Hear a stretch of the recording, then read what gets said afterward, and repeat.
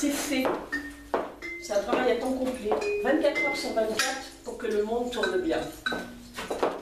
Ça n'a pas l'air, mais c'est du boulot, hein. Les petites baguettes, les trucs magiques, les formules. Des fois, on perd la mémoire, on ne se rappelle plus. Et puis, ça fait des tas de petits bidules à accrocher partout. Voilà. Ouais. Alors, quand il y a une expo en plus, on ne sait plus où donner de la tête. Surtout que on ne sait pas trop les formules qui vont marcher ou pas. Parce que des fois, on invente une formule mathématique, ça devrait marcher, puis ça ne marche pas tout le coup, en fait. Donc, ça redonne du boulot en plus. Voilà. Alors, je suis obligée d'aller cueillir des baguettes dans la forêt. Je suis obligée de filer du coton, et je peux vous dire que ça en fait des nœuds, hein, parce que, tiens, par exemple, attends, tu vois. Voilà, tu prends tes mains comme ça, voilà, voilà, et puis, tu vois, il faut attraper un petit fil, là, comme ça, puis quand tu as un petit fil, tu dois l'entourer autour de ta baguette, mais c'est un boulot d'enfer. Bah, tu peux t'asseoir, et puis on va s'en occuper tout de suite. Plus qu'au lieu de s'occuper des heures, il faut que je prépare ma potion magique. J'ai mis des tas de trucs dedans, des trucs qu'on ne trouve pas sur le marché, il faut aller glaner ça un petit peu partout. Et à chaque fois, il faut goûter pour savoir si c'est le bon dosage. Alors, un petit peu ci, un petit peu là, et que je te reverse là, que je te reverse là. Et puis, il faut goûter à chaque fois, à la fin. Bon. Tu veux bien leur donner un petit peu de potion magique, Zoé? Merci. Voilà. Et si vous avez trop peur, vous avez le droit de refuser. Il y a très peu d'alcool. Voilà. J'ai presque tout bu. Voilà. Bon, alors les petits fils, on les accroche après. Et puis, Zoé, tu veux bien me donner un petit carnet? Oui. Parce que, en fait, je vais commencer l'histoire. Ça t'ennuie pas, Zoé? Non, non. De mon hublot, j'aperçois le soleil au-dessus des nuages. Pourtant, quelques minutes plus tard, le commandement de bord nous prévient. Nous allons traverser une zone de forte perturbation et l'avion devra affronter l'orage. Je ne sais pas ce que je crains le plus. La marche prévue en direction du musée du Bardo, une semaine après le carnage qui a duré 4 heures et a coûté la vie à 22 personnes.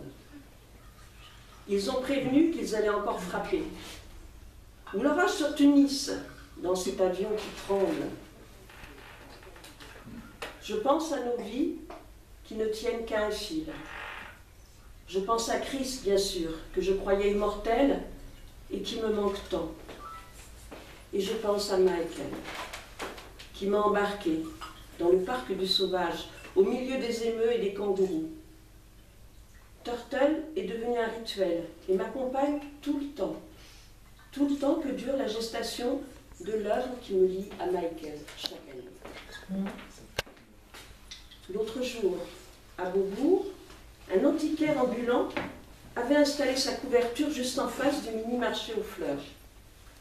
Parmi les objets hétéroclites, une petite tortue porte-clés qui m'attendait.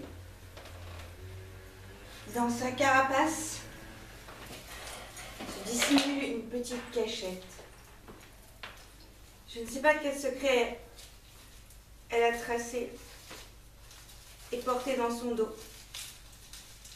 Je ne sais pas encore quel secret je lui confierai. Mais je sais déjà que ce sera un secret lié à Michael. Sans le savoir, Michael a influencé considérablement mon chemin de vie.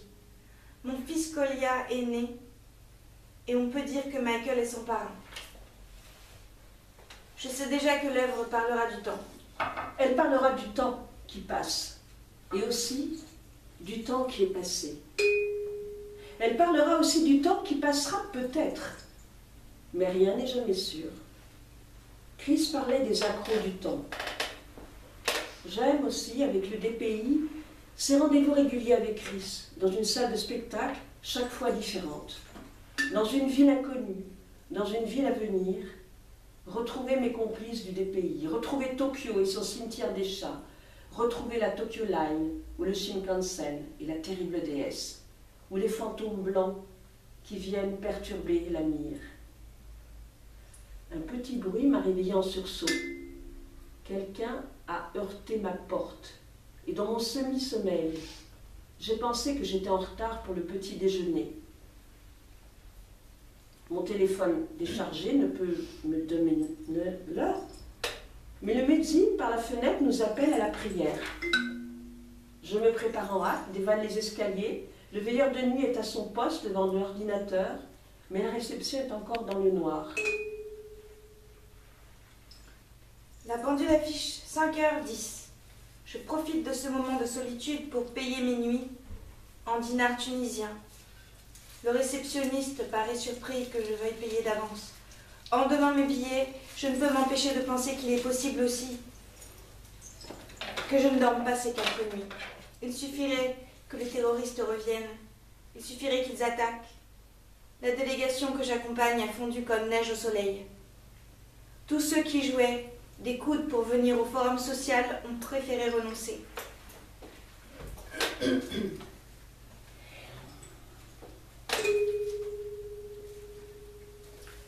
Notre délégation ne compte plus que 2 femmes. C'est arrivé autrefois qu'on décale d'1 heure avec la France, mais c'est rare. J'aime cette heure fluctuante qu'on ajoute ou qu'on enlève au gré des fantaisies. Cette œuvre qui disparaît dans un vaste trou noir, ou cette heure qu'on ajoute et qui prend alors une importance extraordinaire. Cette heure cadeau, j'ai toujours pensé qu'on ne pouvait pas l'utiliser comme les autres. Elle doit changer le cours de nos vies. Pour Michael, l'idée de travailler sur le temps qui passe s'est concrétisée par des sabliers. J'en ai sélectionné 3 de durées différentes. Le premier d'1 heure, ou plutôt très exactement de l'heure qu'on ajoute afin de matérialiser cette heure, cadeau du ciel qui ne peut pas ressembler aux autres heures. J'ai regardé le sable s'écouler lentement, pendant 1 heure très exactement. C'était assez fascinant de se dire qu'1 heure, c'est ce sable transféré d'une partie de ce flacon à l'autre partie de ce flacon. C'est très long et très bref, à la fois. Puis j'ai tenté un sablier de 5 minutes.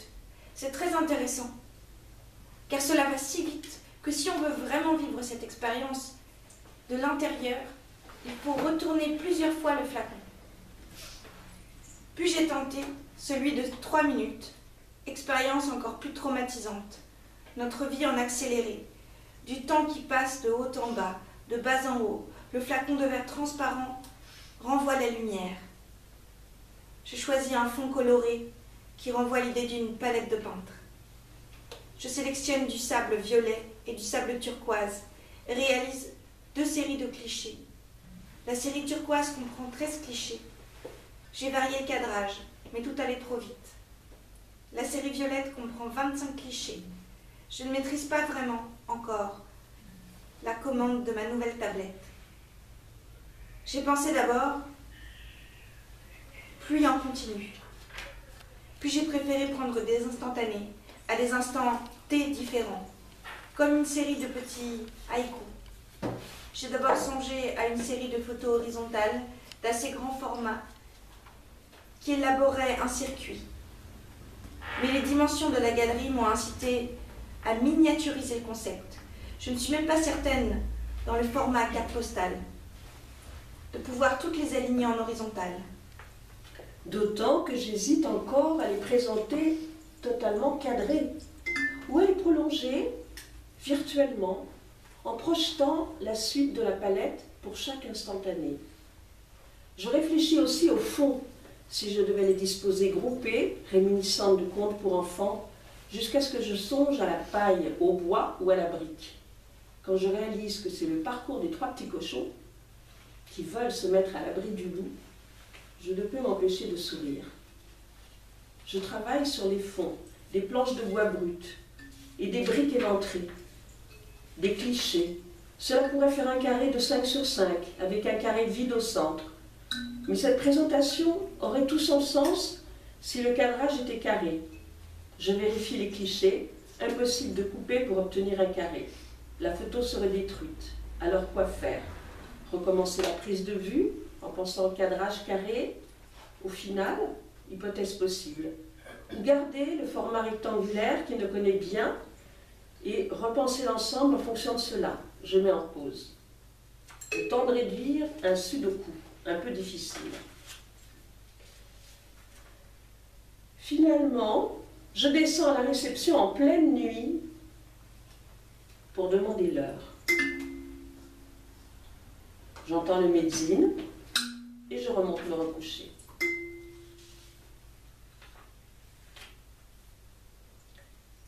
Alors tout ça, ça se passe à Tunis. Pendant ce temps-là, l'œuvre grandit, comme un alien dans le ventre. On part toujours de quelque chose et on arrive toujours ailleurs, toujours ailleurs.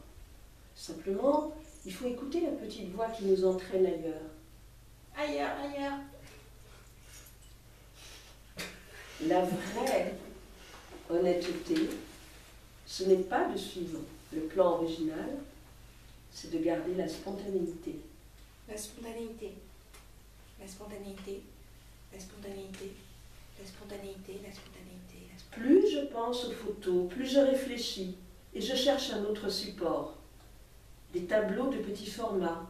C'est presque un peu trop épais, trop structuré pour exprimer la fragilité de la vie qui ne tient qu'à un fil. Je recherche un autre papier, très fin, très fragile, déchirable, comme on trouve aux abords des temples. Des petits papiers colorés de rouge ou de feuilles d'or brillant au soleil. Je recherche dans mes petits trésors. Quand on veut laisser l'œuvre vivre et suivre sa propre vie, il faut toujours s'entourer d'un petit bazar pour pouvoir retrouver des choses cachées qu'on avait oubliées et qui reprennent sens. Dans mon petit bazar, je retrouve des petits papiers exactement comme je les avais rêvés. Je me demande si je dois rester fidèle à mon projet de sablier, garder les 25 temps T des photos. Je m'y prends un peu tard pour les caser tous. Les autres artistes ont travaillé sérieusement, ils ont déjà rempli tous les murs. Mais je me dis que je pourrais conserver l'idée du carré en choisissant de n'en faire que 9. Et le sablier, si on le remplissait de sable, stylisé comme les trappes de Liechtenstein. Après les jolis papiers de soie rouge et or, je cherche un support biodégradable. J'ai pensé aux branches de vigne du jardin, tortueuses. Il y a des baguettes très fines, très droites. Mais elles peuvent difficilement contenir 3 modules. Je pars chercher les feuilles, des nattes de paille. Je songe à un moment à découper même un tapis en carré. Mais les coupures seront difficiles à arrêter. Et la paille peut se détacher.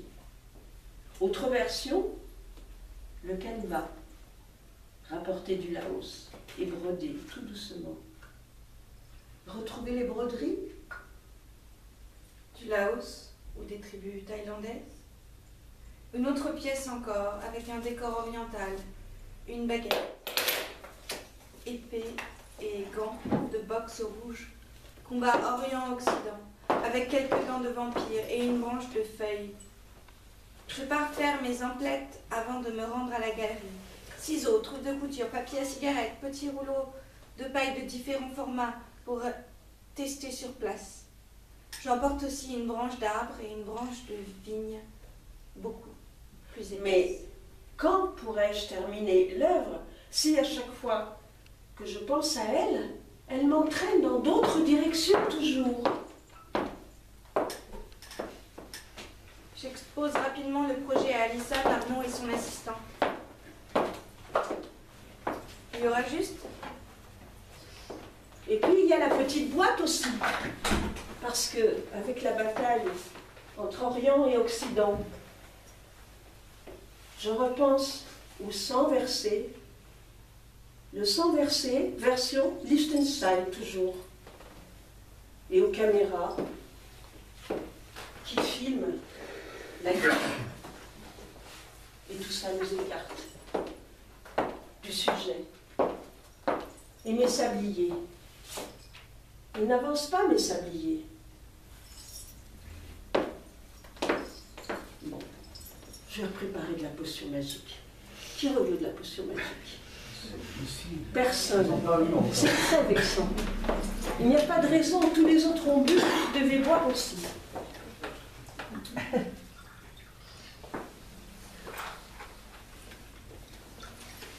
Voulez-vous de la potion magique? J'aimerais bien, mais je ne vais pas le faire. Arrête-le, je vous en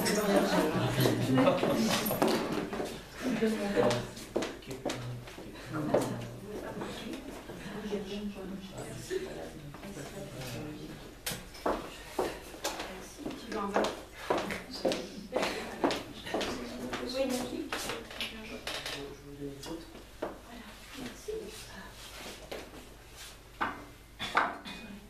Vous voulez de l'eau? C'est bon, on va le réserver en fait. C'est gardé.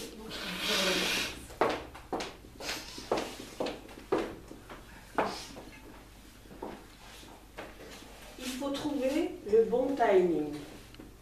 Je n'ai pas encore terminé le texte, mais chaque fois que je le lis, je rajoute des morceaux en me disant que je couperai plus tard. Zo devra prendre le temps de se changer après sa lecture. Je la voyais tout en blanc, finalement, elle sera en rouge et or, comme les petits tableaux de sablier. Nous avons fait, Chris, Michael et moi, une petite musique. Le clip de la musique de New Order. Il faut retrouver la durée exacte pour vérifier que Zoé aura le temps de se changer. Au début, j'ai chronométré,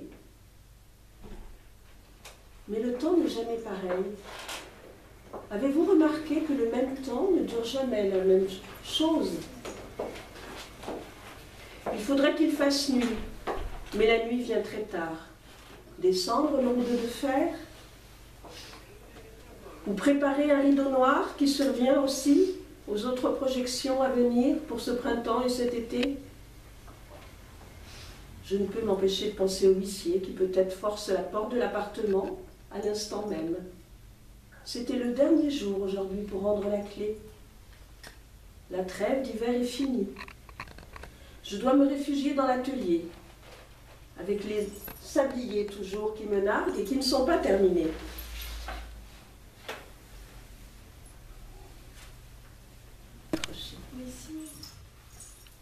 Est-ce que tu veux un peu de potion magique, Zoé? Non.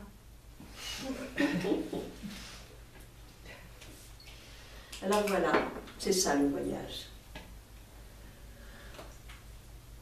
On part pour des photos de sabliers et on atterrit sur des petites branches qui volent au vent. Est-ce que vous avez déjà pensé à prendre le métro avec des sabliers et des petites baguettes qui dépassent aux heures de pointe? C'est très difficile d'être une fée. C'est très difficile d'être une fée à temps complet. Heureusement que Zoé est là pour m'aider. Bravo.